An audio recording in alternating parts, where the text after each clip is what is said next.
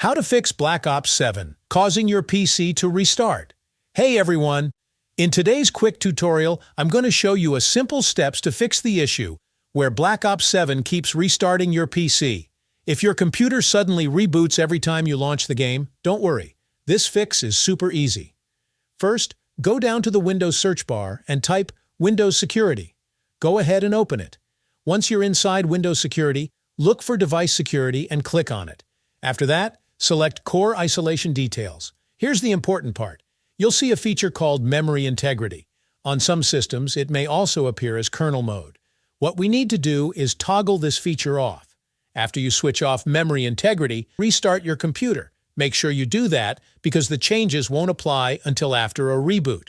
Once your PC restarts, go ahead and launch Black Ops 7 again and check if the restarting issue is gone. And that's it. That's how you fix the Black Ops 7 keeps restarting PC problem. If this video helped you, don't forget to like, subscribe, and share it with your friends who play Black Ops 7 too.